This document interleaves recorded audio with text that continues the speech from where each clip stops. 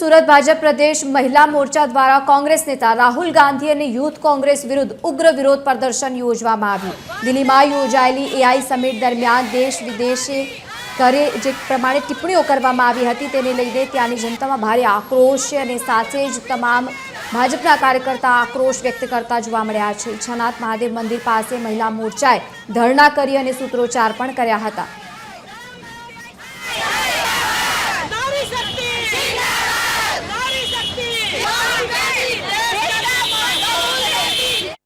आज देश मोदी जी के सरकार में आगे बढ़ रहा है तो हम सबको ज़रूरी है कि उसका साथ दे, ना ही इस तरह की हरकतें, ओछी हरकतें करके देश का नाम को रोशन ना करें।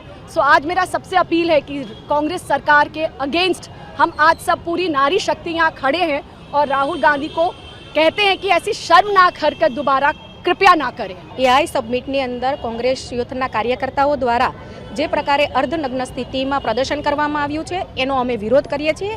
आ अत्यंत निंदनीय कार्य छे, एने अमे वखोड़ीए छीए, कारण के आ एआई समिटनी अंदर आंतरराष्ट्रीय देशोना प्रमुखो पण हाजर हता अने साथे साथे महिलाओं पण हाजर हती।